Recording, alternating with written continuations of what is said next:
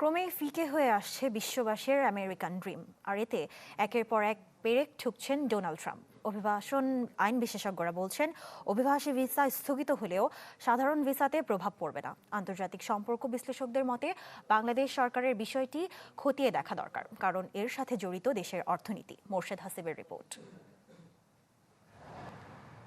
2023 সালে বাংলাদেশ থেকে মার্কিন ভিসা দেওয়া হয়েছিল 59,254টি, যার 14,580টা ছিল ইমিগ্রেন্ট বা অভিবাসী ভিসা।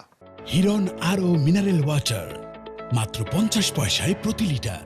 2022 সালে এই সংখ্যা ছিল 10,200, 21 সালে 6,180 আর 2020 সালে 9,000-এর বেশি বাংলাদেশি যুক্তরাষ্ট্রে আইনগতভাবে স্থায়ী বসবাসের অনুমোদন পায়।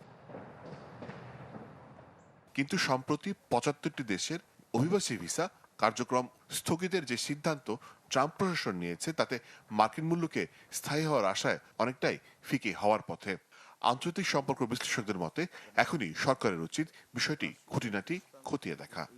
যুক্তরাষ্ট্র সরকারের সাথে খুব ক্লোজলি কোঅর্ডিনেট করে কাজটা করতে হবে, এবং আমাদেরও যেখানে অবৈধ যে অভিবাসন চলছে, যেটার জন্য হচ্ছে যুক্তরাষ্ট্রের নীতি নির্ধারকদের কাছে একটা হচ্ছে আমাদের একটা বলবো যেটা নেগেটিভ মাইন্ডসেট চলে আসছে, সেটাকে পরিবর্তন করতে হবে। আপনি 75 দেশের মধ্যে কিন্তু ভারতের নাম পাবেন না, বা আপনি যদি যে মনে করুন যে আপনার যে 38টি দেশের মতো যেখানে যে ভিসা বন্ড দিয়ে দেওয়া হয়েছে, ওর মধ্যে কিন্তু ভারত ও পাকিস্তানের নাম পাবেন না।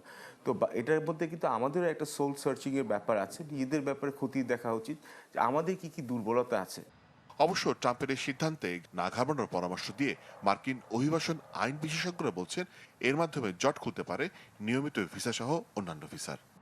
যেহেতু এমবেসির উপরে এখন ইমিগ্রেন্ট ভিসা ইস্যু করার প্রেশারটা থাকছে না, তারা যেহেতু আপাতত স্থগিত রাখছে, কাজেই নন ইমিগ্রেন্ট যে category, visit visa, student visa, investment visa, employment base যে ভিসাগুলি আছে, যেগুলি আমি আগে বললাম যে F1, O1, L1, J1, B1, B2, E2, এই অ্যাপ্লিকেশনগুলি কিন্তু এখন অনেক বেশি সুবিধা পাবে।